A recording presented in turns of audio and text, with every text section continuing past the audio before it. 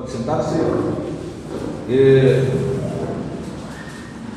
vinha pregando uma série de sermões sobre a igreja do Antigo Testamento. Temos uma pausa no domingo passado, em virtude do Dia das Mães, pregamos um outro sermão, mas hoje nós iremos falar ainda sobre a igreja do Antigo Testamento. O texto que eu acabei de ler é um texto onde Jesus está conversando com os discípulos que iam voltando para Emaús. Jesus, ele havia ressuscitado, mas muitos dos discípulos não acreditavam que ele havia ressuscitado.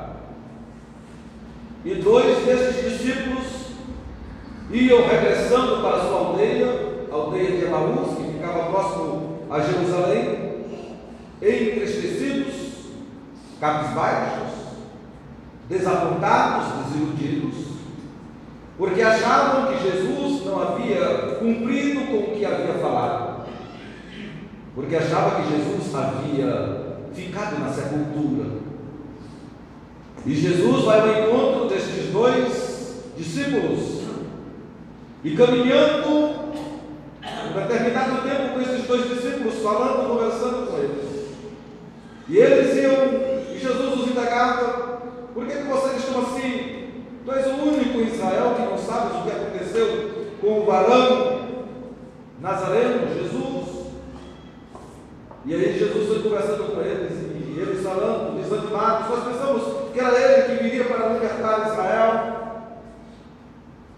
E aí Jesus, quando vai se apresentar, quando Jesus vai falar para eles a verdade, quando Jesus vai falar para eles a respeito do que havia acontecido, é interessante nós observarmos o que Jesus usa para abrir aos olhos dos discípulos que estavam voltando para Emaús entristecidos.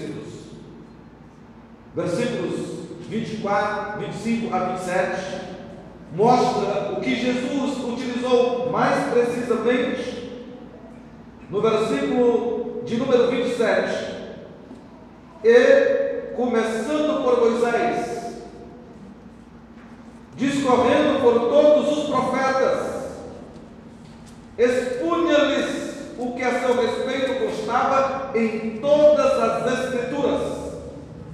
Importante o que Jesus fez para dizer para aqueles homens o que havia acontecido. O interessante é que Jesus não disse: sou eu estou ressurreto, eu estou vivo. Dizia, sentado. Eu estou ressurreto, eu estou vivo. Jesus não disse isso. Jesus não falou isso. O que foi que Jesus fez? Começando por Moisés. Quem é Moisés? Gênesis, Êxodo, Levítico, Números, Deuteronômio, Pentateuco, escrito por Moisés.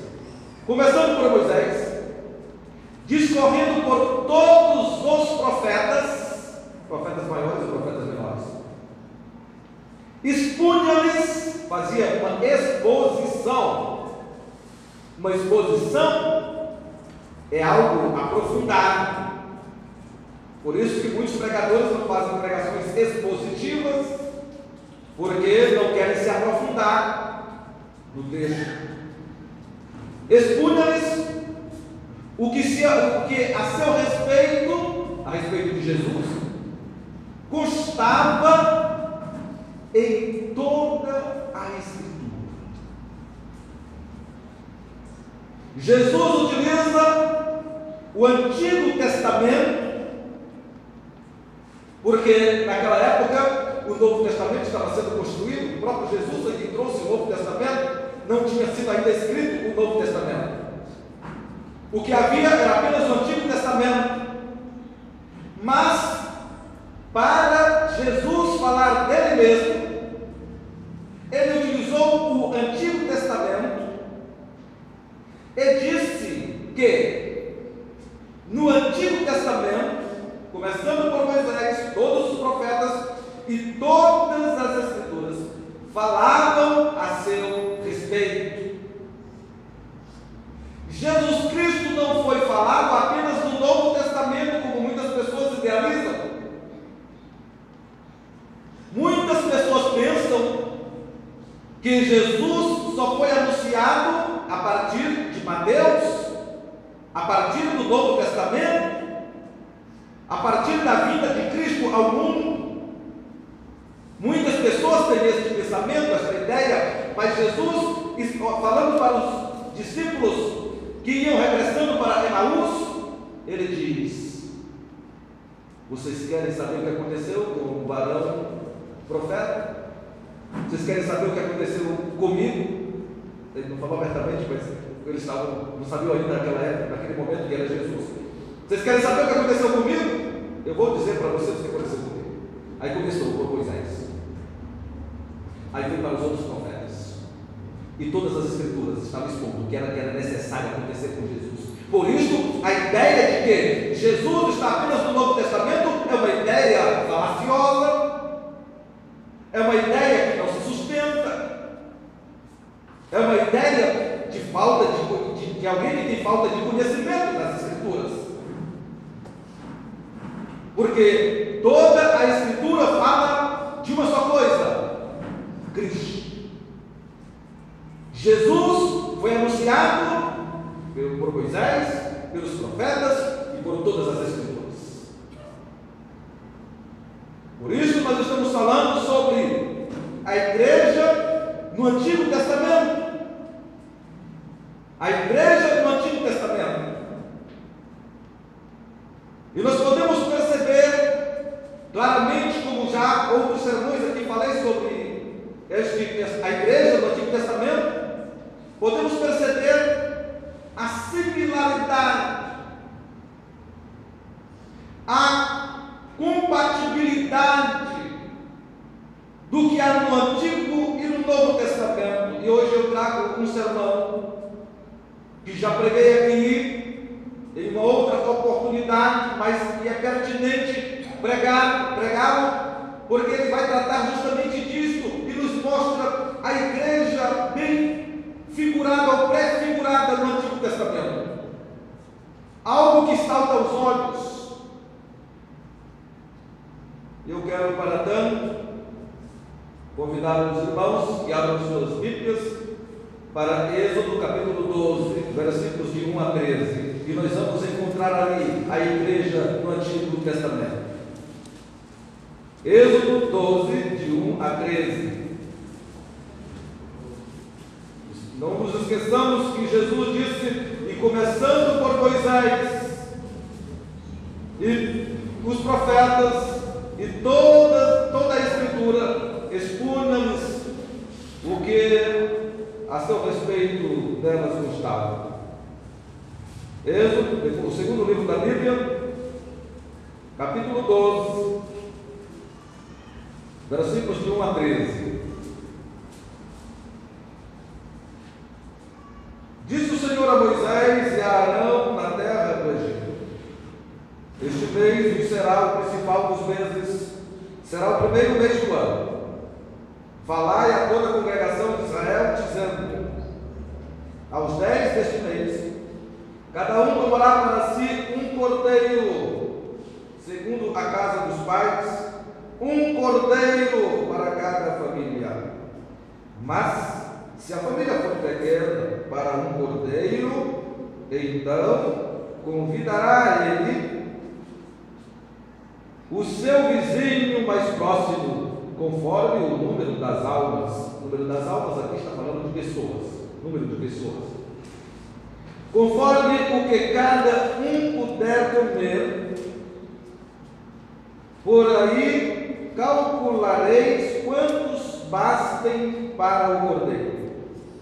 O cordeiro será sem defeito. O cordeiro será sem defeito, macho de 1 ano. Podereis tomar um cordeiro ou um cabrito, e o guardareis até ao 14º dia deste mês, e todo o ajuntamento da congregação de Israel o imolará no crepúsculo da tarde. Tomarão do sangue e o porão em ambas as ombreiras e na verga da porta, nas casas em que o comerem. Naquela noite comerão a carne assada no fogo, com pães ásperos e ervas amargas o comerão. Não comereis do animal nada cru, nem cozido em água, porém assado ao fogo, a cabeça, as pernas e a fressura, ou melhor, a fressura. Nada deixareis dele até pela manhã. O que, porém, ficar até pela manhã, queimá-lo-eis. Desta maneira o comereis: lombos cingidos, sandálias nos pés e cajado na mão. Comê-lo-eis à pressa, é a Páscoa do Senhor. Porque naquela noite passarei pela terra do Egito e ferirei na terra do Egito todos os primogênitos, desde os homens até aos animais. Executarei juízo sobre todos os deuses do Egito. Eu sou o Senhor. O sangue vos será por sinal nas casas em que os tiverdes. Quando eu vir o sangue, passarei por vós, e não haverá entre vós praga destruidora, quando eu ferir a terra do Egito. Amém. Este texto, irmãos, é a instituição da Páscoa. Primeira vez que se ouve falar a palavra Páscoa é aqui neste texto. E a instituição da Páscoa, ali está a representação, a prefiguração da igreja. A igreja nitidamente aqui. Um prenúncio do que haveria de vir. Se não vejamos, no Egito havia um povo escravo. No Egito havia um povo escravo. Em Êxodo, capítulo, melhor dizendo, em Atos, capítulo 7, versículo 6. Atos dos Apóstolos. Vamos lá para Atos dos Apóstolos. E começando por Moisés, os profetas, em toda a Escritura, expunha-lhes o que a seu respeito haveria de acontecer, o que constava nelas. Atos 7, 6.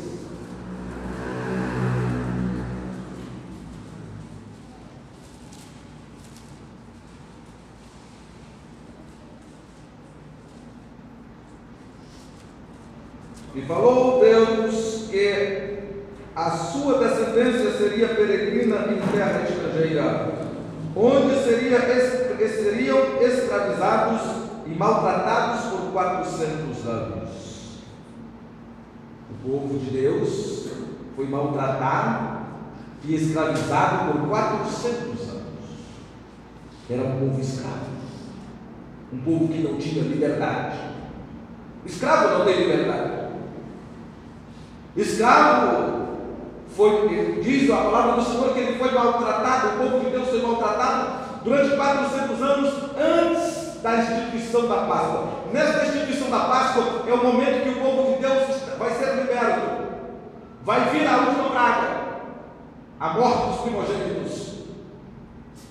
E vindo a última praga, a morte dos primogênitos, é a declaração da liberdade do povo de Deus quando ele sai do Egito, atravessa o Mar Vermelho, está livre de Faraó. Mas antes desta libertação, antes da instituição da Páscoa, da libertação do povo, eles foram escravos durante 400 anos. E sofreram, maltratados, nos Atos capítulo 7, versículo 6, foram maltratados. Um povo sem liberdade, não podiam fazer a própria vontade, atendiam à vontade de Faraó, atendiam à vontade daquele que escravizava? Um povo escravo, um povo escravizado, um povo que não podia tomar a sua própria decisão, a sua própria dianteira, só obedecia a Faraó. Sim, Senhor. Sim, Senhor. E sofria porque era escravo. Ora, nós éramos escravos. Nós éramos escravos. Em Romanos capítulo 6, versículo 17. Romanos capítulo 6, versículo 17.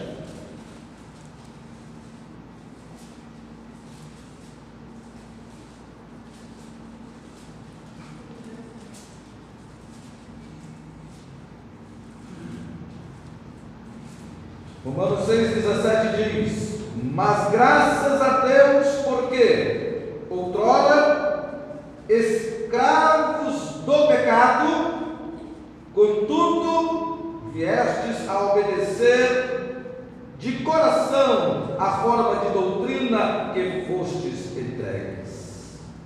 A que fostes entregues. Outrora escravos do pecado, mas graças a Deus, porque outrora nós éramos escravos do pecado, mas agora viemos a obedecer de coração a doutrina a qual nós fomos entregues. Diz o apóstolo Paulo aos Romanos que outrora nós éramos escravos. Havia um povo escravo lá no Egito. Há um povo escravo. Havia um povo escravo. Nós éramos escravos. Outrora escravos de quem? Outrora escravos do pecado. Eu e você, outrora éramos escravos do pecado. Nós não tínhamos liberdade para fazermos o que nós queríamos.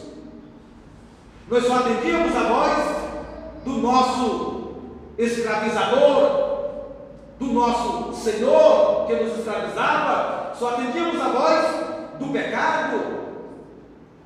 Só sabíamos dizer sim, Senhor. Nós não podíamos ter vontade própria, porque o pecado nos escravizava, nos arrastava para a lama. Muitas vezes maltratados pelo pecado, sofrendo humilhações de todas as espécies por causa do pecado, de todas as formas, éramos ultrajados pelo pecado, causando vexames a nós mesmos e aos outros, por causa daquele a quem nós atendíamos, porque estávamos escravizados, acorrentados pelas algemas do pecado, uma das algemas mais fortes e mais impiedosas e mais difíceis de serem libertadas, quebradas, rompidas, porque não há nenhum artifício humano que seja capaz de quebrar estas algemas, senão o sangue do Cordeiro. Outrora escravos do pecado, todos aqueles que hoje estão servindo a Cristo, outrora eram escravos do pecado, escravizados pelo pecado. O povo de Israel passou 400 anos escravizado. Eu passei 23 anos escravizado pelo pecado. Não sei quantos anos você passou escravizado pelo pecado. Não sei se você ainda está escravizado pelo pecado, mas se está nesta noite, eu vou te apresentar alguém que pode quebrar o grilhão dos pecados, as cadeias do pecado, as correntes do pecado. Só Ele tem poder para fazer isso. E nesta noite nós iremos apresentá-lo aqui, neste lugar.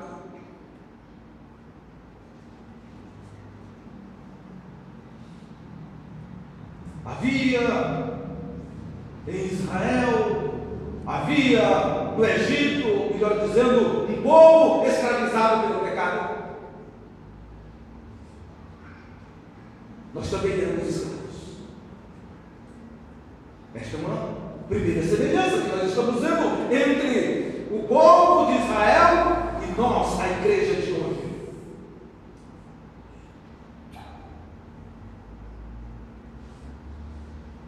O que foi feito em Israel para libertar aquele povo escravo? O que foi que libertou o povo da escravidão em Israel?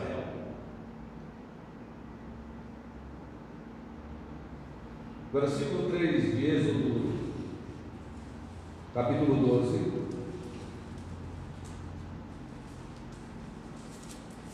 Êxodo 12, versículo 3.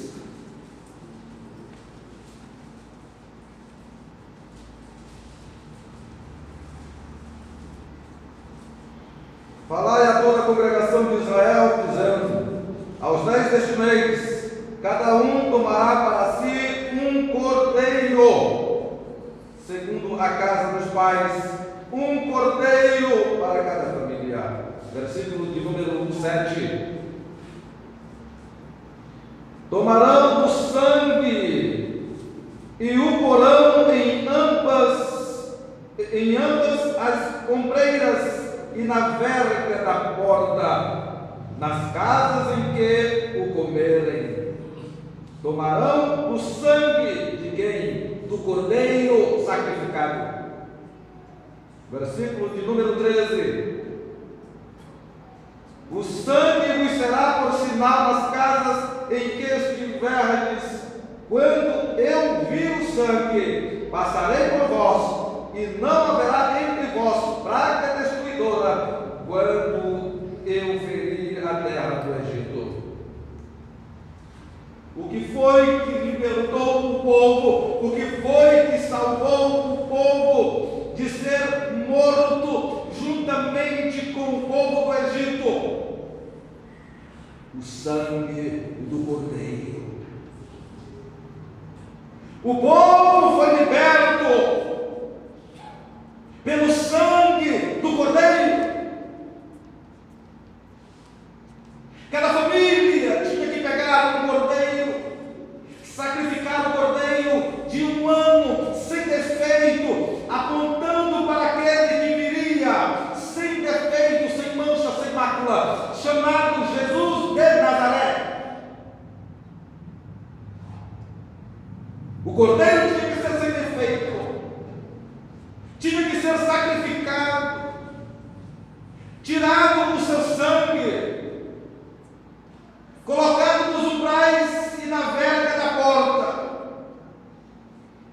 para que quando o anjo da morte passasse para ferir os primogênitos dos filhos do Egito, quando eles vissem a marca do sangue, eles iriam passar adiante, porque ali estavam aqueles que estavam protegidos, guardados, lavados pelo sangue do cordeiro.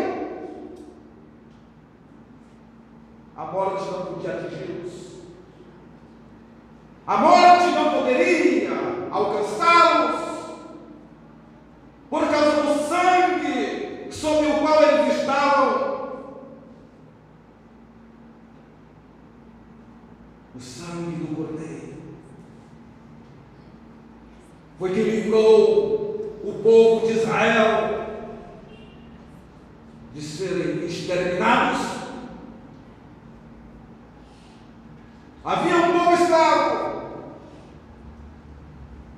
maltratado, humilhado, porque estavam escravizados.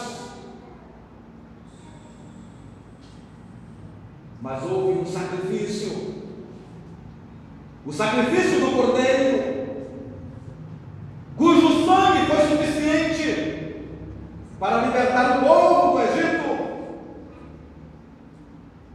Todos aqueles que tinham a marca do sangue do cordeiro escapavam da morte.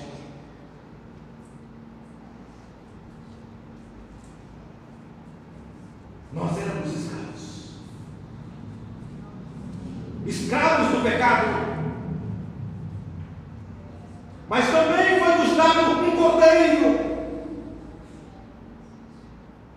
Foi nos dado um cordeiro para o sacrifício. Se não, vejamos aí em Marcos capítulo 14, versículo 12. Evangelho de Jesus conforme Marcos 14, 12.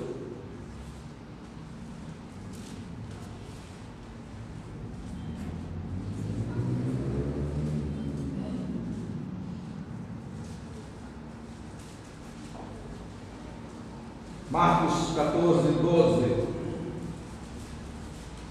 E no primeiro dia da festa dos pães asmos, quando se fazia o sacrifício do cordeiro pascal, guarda bem isto, quando se fazia o sacrifício do cordeiro pascal, disseram-lhe seus discípulos, ou melhor, quando se fazia o sacrifício do cordeiro pascal, disseram-lhe seus discípulos: onde queres que vamos fazer os preparativos para comermos a Páscoa?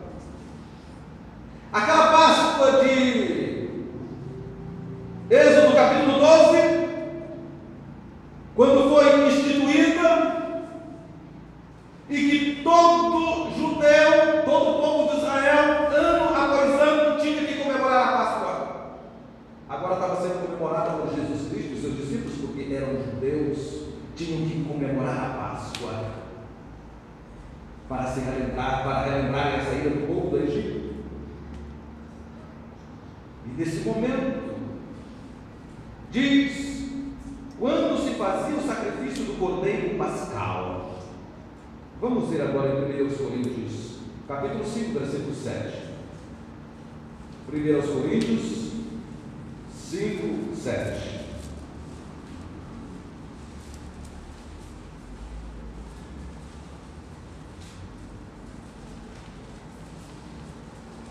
Primeira Epístola de Paulo aos Coríntios, capítulo 5, versículo 7.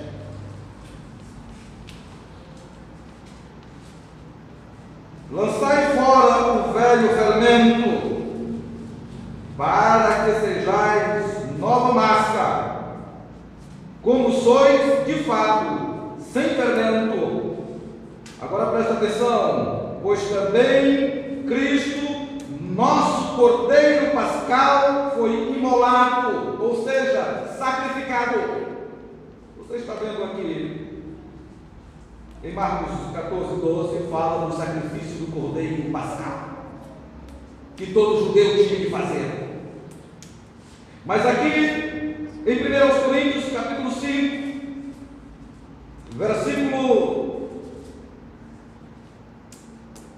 versículo 7, diz: lançai fora o velho fermento, para que sejais nova massa, como sois de fato, sem fermento, ou seja, sem mistura de outras doutrinas, de outros ensinamentos. Nós não somos misturados por nada do paganismo. Sem fermento significa isso. Nós somos sem fermento. Não somos misturados com o paganismo, não somos misturados com outra doutrina. Nós só obedecemos a uma doutrina, é a doutrina de Cristo. Pois também Cristo, nosso cordeiro pascal, foi imolado. Veja Colossenses capítulo 1, versículo 20. Colossenses 1, 20.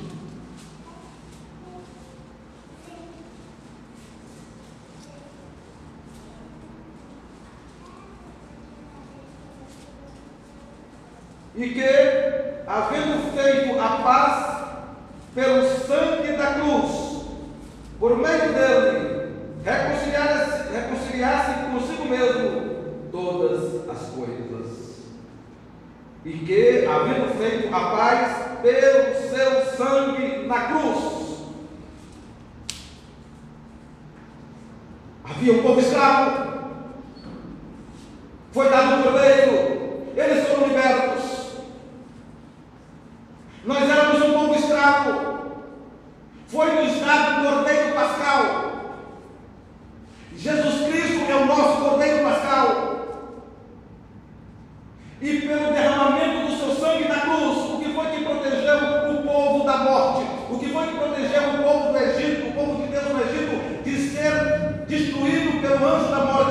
sangue do Cordeiro. Jesus Cristo é o nosso Cordeiro Pascal. O que é que liberta o homem hoje? O que é que liberta o homem escravizado pelo pecado? Jesus Cristo, o Cordeiro de Deus, que tira o pecado do mundo. João Batista, quando vê Jesus se aproximando para o batismo, ele diz: eis o Cordeiro de Deus que tira o pecado do mundo. Eu não preciso agora mais fazer sacrifício, eu não preciso mais sacrificar o Cordeiro, porque o Cordeiro Pascal foi sacrificado uma vez por todas no meu lugar, e agora ele pôde quebrar os grilhões que me prendiam ao pecado. Porque todo aquele que comete pecado é escravo do pecado. João capítulo 8, versículo 34. João capítulo 8, versículo 32 diz: e conhecereis a verdade, e a verdade vos libertará.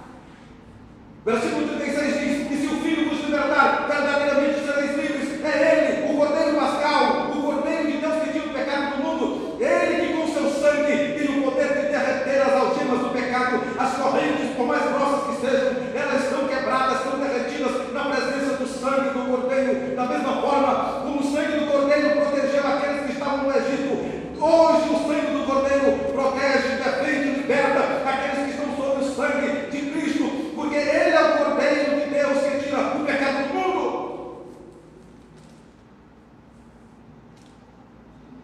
Jesus Cristo. Lá foi dado o Cordeiro para que o povo fosse liberto. Hoje existe também um Cordeiro para que o povo seja liberto.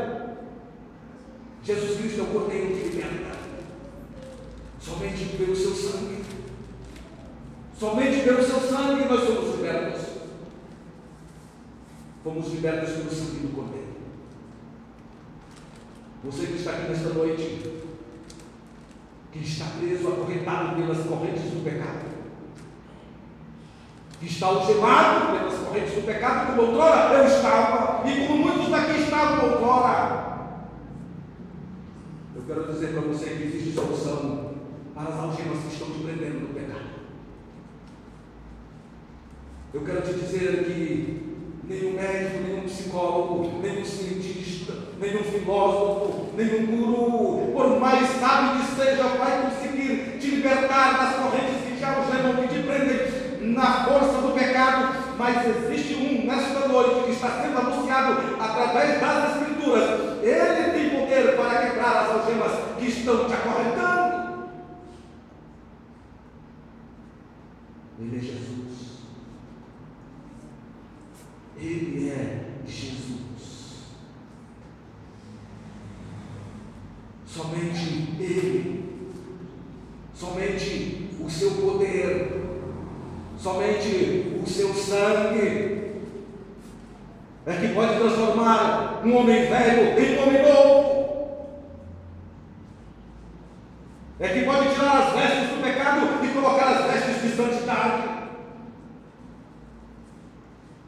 É que pode transformar um escravo em livre. É que pode tirar a marca, a mancha, a nova do pecado da tua alma. Somente Ele é o que te tira das trevas e te coloca na luz. É o que te faz ser nova criatura. É o que te faz nascer de novo. É o que te faz olhar para a vida com outros olhos, com uma nova expectativa, com uma nova esperança. Somente Ele. Não existe outro. Porque nenhum outro nome foi dado debaixo do céu pelo qual importa que sejamos salvos, senão o nome de Jesus. Atos capítulo 4, versículo 12. Somente no nome dEle. O sangue do Cordeiro. É o sangue do Cordeiro,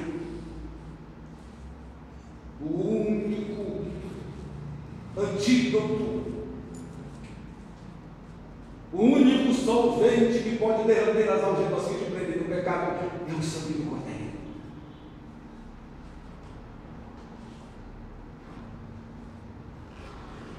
Sempre quando tem pessoas presentes que me conheciam antes, eu gosto de frisar isso. Aqui tem alguns algumas pessoas que me conheciam antes de eu ser crente em Cristo Jesus. O nosso irmão Jairo, irmão João Capistrano, Paulinho ali atrás. Me conheciam antes, tem o Júlio, tem o Raimundinho, mas desse eu já falei. Tem muita gente aqui que me conhecia quando eu era fora da minha família, né? Meus irmãos. Me conheciam antes de eu ser lavado pelo sangue do Cordeiro. Me conheciam antes das minhas algemas serem quebradas. E eu estava na casa da minha irmã, nesta semana passada, vou dizer na semana passada, hoje é o primeiro dia da semana. Estava conversando com ela e falando do Evangelho, da palavra de Deus, o meu irmão assim. E ela maravilhada com o que Deus havia feito na vida do meu irmão Francisco, que está aqui. E a gente começando a conversar e dizendo, a Bíblia diz que tem que ter diferença entre o que serve e o que não serve. Malaquias diz isso. Tem que haver diferença entre o que serve e o que não serve. E começamos a falar da minha vida. E muitas das coisas que eu falei da minha vida, ela não sabia. Ela disse, vale, tu fazia isso. Então tu era pior do que o Francisco. E era mesmo. E era mesmo. E era mesmo. Quando eu cheguei na igreja, eu sofri descredibilidade. Não acreditavam que eu iria ser crente, que eu iria permanecer. De tão devassa era a minha vida, e tão conhecido na cidade que eu era a minha vida.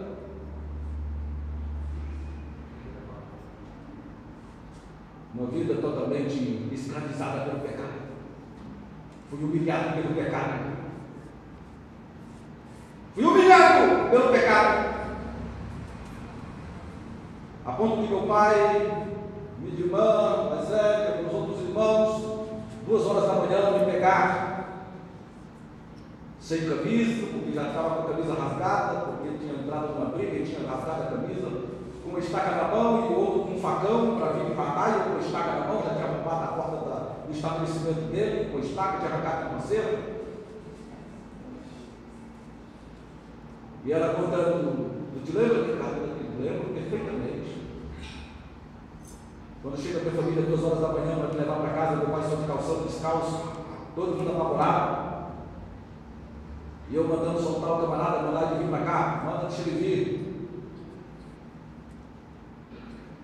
Meu pai pegou no meu braço e me levando, me soltei do meu pai, corri ainda, meu pai caiu, e a minha irmã mais velha caiu no chão rolando comigo, ela disse, ela não lembra que ela ficou no chão rolando, me agarrou e ficou rolando no chão comigo, porque eu estava drogado, bêbado, fora de mim, escravizado, humilhado pelo pecado, me levando para a sarjeta. Isso só um dos episódios. Isso é apenas um dos episódios que aconteceu na minha vida. Muitos outros, fora muitos outros. Por isso eu sei do que eu estou falando. Eu não estou falando aqui porque alguém me contou. Eu estou falando aqui porque eu vivi. Mas um dia o sangue do Cordeiro passou sobre mim, quebrou as ramas, desalgemou, derreteu as algemas do pecado e graças a Deus fui liberto. E hoje estou aqui anunciando para você, esse mesmo Cristo que um dia me libertou, tem o mesmo poder para libertar qualquer um. Somente o sangue do Cordeiro. É somente o sangue do Cordeiro. Está com 23 anos que esse sangue passou sobre mim, derreteu minhas algemas. E graças a Deus, foi o tempo melhor da minha vida que eu pude viver. Foi quando fui marcado pelo sangue do Cordeiro. Havia um povo escravo. Houve o sacrifício de um cordeiro para a libertação, mas havia também uma terra prometida para o povo de Israel.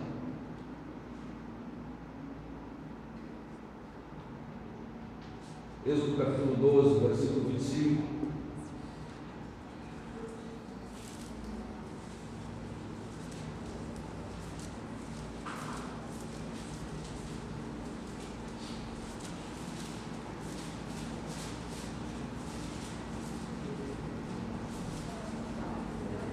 Êxodo 12, 25 diz: E uma vez dentro na terra que o Senhor vos dará, como tem dito, observai este rito. E uma vez dentro na terra que o Senhor vos dará.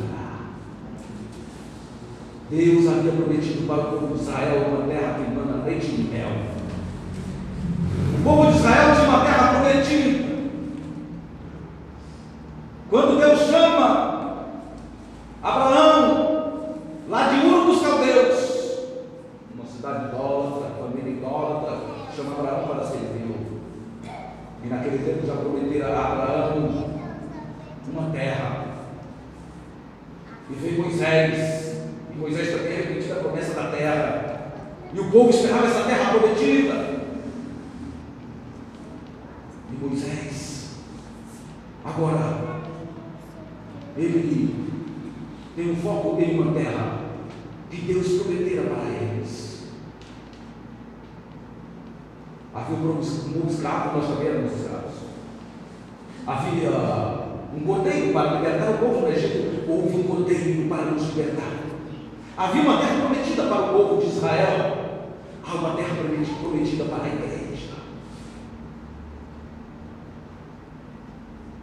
Filipenses capítulo 3, versículo 20. Carta do apóstolo Paulo aos Filipenses 3, 20.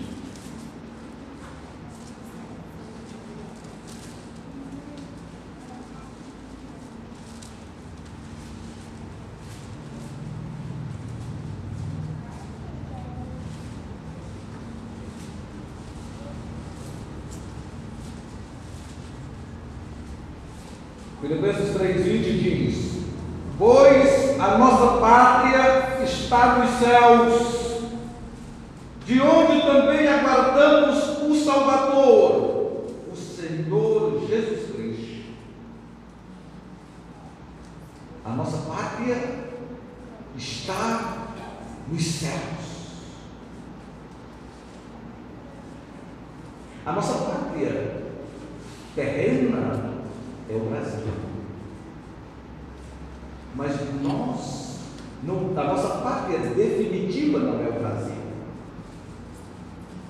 A nossa pátria definitiva está nos céus, de onde aguardamos também o nosso Senhor Jesus Cristo. Nós somos cidadãos dos céus. Nós somos embaixadores de Deus, dos céus. A nossa pátria não é aqui. Estamos aguardando uma pátria descer do céu, a noiva do cordeiro que descerá ataviada. A cidade, como nós dizemos, a cidade santa que descerá ataviada para a noiva do cordeiro, que está aqui na terra, que é a igreja. A nossa pátria está vindo de lá. Estamos aguardando. Veja aí Hebreus capítulo 11, versículo 16. Hebreus 11,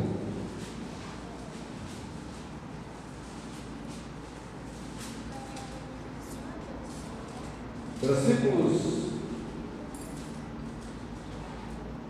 15 e 16.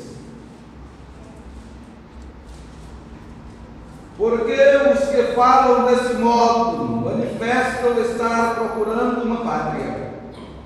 E, se na verdade se lembrassem daquela, eu estou lendo no versículo 14 em diante, agora estou no 15. E, se na verdade se lembrassem daquela de onde saíram, teriam a oportunidade de voltar.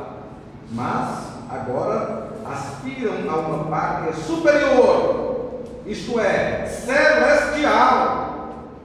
Por isso, Deus não se envergonha deles de ser chamado o seu Deus, porquanto lhes preparou uma cidade.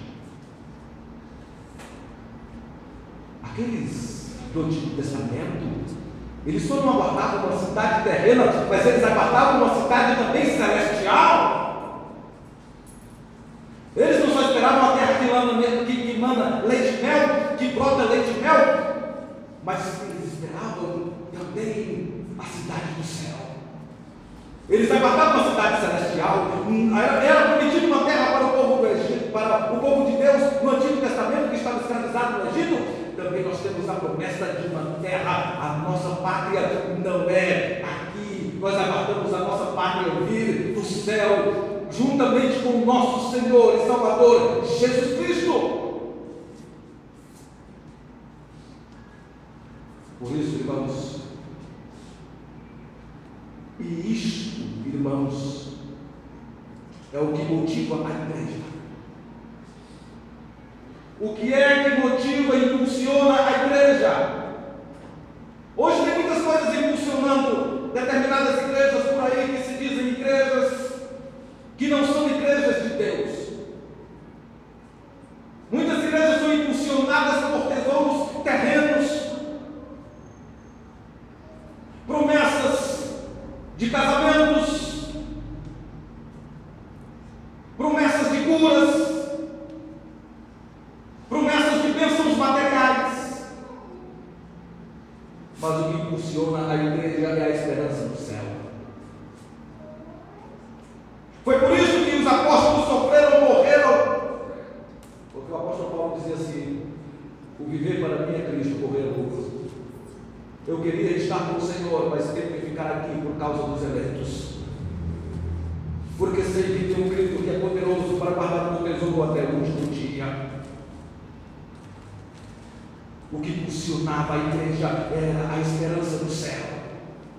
Por isso que em 1 Coríntios capítulo 15, o apóstolo Paulo diz: se Cristo não ressuscitou, é vã a nossa fé, é vã a nossa pregação, porque também nós não vamos ressuscitar, mas é verdade que Cristo ressuscitou e também nós ressuscitaremos com Ele. A igreja que move, a igreja que motiva, a igreja, o motor propulsor da igreja é a esperança do céu, é a esperança da terra prometida. O que está sendo invertido.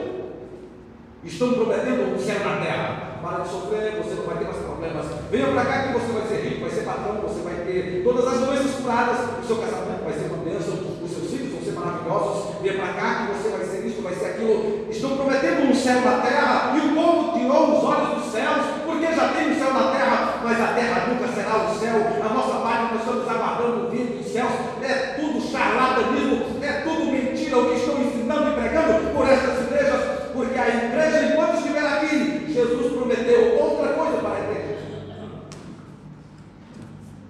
Jesus disse: no mundo tereis tribulações. Essa foi a promessa de Jesus. Mas tende bom ânimo, eu venci o mundo.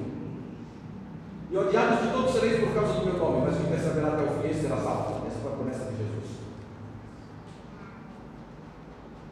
Não acumuleis para vós outros tesouros na terra, onde a traça que a ferrugem corrói e o ladrão rouba. Acumuleis para vós outros tesouros dos céus, onde a traça que a ferrugem não corrói e o ladrão rouba. Estas são as promessas de Jesus, que estão totalmente contrárias às promessas que estão sendo feitas hoje em muitas igrejas que se dizem evangélicas, que não tem nada de evangelho. Porque a igreja evangélica se presume que vem do evangelho, mas não tem nada de evangelho, só tem doutrinas de homens.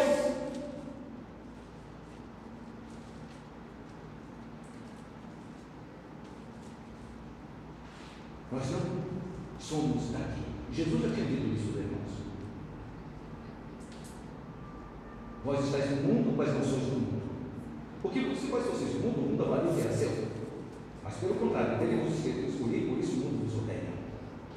Nós estamos no mundo, mas não somos do mundo. Nós não somos daqui. A nossa pátria não é aqui. A nossa morada final não é o cemitério. Não. A nossa morada final não é o cemitério. O cemitério é um depósito onde vai guardar o meu corpo por algum tempo. Só isso. Porque quando o meu Senhor voltar, ao soar da trombeta, Ele vai dar ordem e os mortos ressuscitarão. Todos. E uns serão encaminhados para o gozo eterno, e os outros para o tormento eterno. Mas o cemitério não é a minha morada final. Minha morada final chama-se Jerusalém Celeste. Esta é a minha morada final, onde eu vou viver eternamente com o meu Senhor. Esta é a minha morada final. repouso eterno, descanso eterno, morada eterna no cemitério, não. Isto é para quem não tem Cristo. Para quem não tem Cristo, aí pode até dizer isto. Mas para quem tem Cristo, minha morada, não, minha morada é eterna. Minha não. Minha não é. Porque eu vou ressuscitar. Eu vou ressuscitar. Eu sou a ressurreição e a vida. Quem crê em mim, ainda que morra, viverá. João 11:26, Cristo é Cristo falando, é verdade absoluta. Como é que eu posso dizer que a minha morada eterna é lá, se o meu Senhor prometeu que Ele vai me arrancar de lá? A nossa pátria vem dos céus. Assim, irmãos, a igreja no Antigo Testamento. A igreja do Antigo Testamento, irmãos, havia um povo escravo? Sim, havia. Com a semelhança conosco, nós também éramos escravos do pecado. Na igreja do Antigo Testamento, houve um sacrifício do cordeiro para que o povo fosse liberto. Houve um sacrifício do cordeiro para que a igreja também fosse salva, fosse liberta, para que nós fôssemos libertos. Havia uma terra prometida. Há também uma terra prometida para nós. A igreja estava lá no Antigo Testamento. E começando por Moisés, por todos os profetas e por toda a Escritura, expondo o que a seu respeito estava escrito. Quando Jesus foi falar com os discípulos de Emaús, ele utilizou o Antigo Testamento para falar dele. E o Antigo Testamento fala de Cristo, irmãos, fala da igreja. Muita gente despreza o Antigo Testamento. Eu estou no tempo da graça, não é no tempo da lei, não existe isso. Toda a vida foi a graça de Deus que salvou o povo. Ninguém é salvo pelas obras. Os irmãos do Antigo Testamento não foram salvos pelas obras, foram salvos pela graça de Deus, que estava em Cristo, nos sacrifícios, que apontava para aquele que é perfeito, que havia de vir. Não existe conflito entre lei e graça, como muitos pensam ter. Não. Só há uma forma de Deus salvar o homem: é em Cristo. Fora dele não existe salvação. Os profetas apontavam para Cristo, Moisés apontava para Cristo, Adão e Eva apontavam para Cristo. Todos esperavam a vinda do Messias, que viria esmagar a cabeça da serpente, na promessa de Deus, Gênesis 3:15. Ele veio. Portanto, irmãos, que Deus em Cristo nos abençoe e nos ajude a entender estas riquezas, esta maravilha que é Cristo em toda a Escritura, a igreja presente em toda a Escritura, no Antigo e no Novo Testamento. Vamos cantar um hino de louvor ao Senhor, irmãos.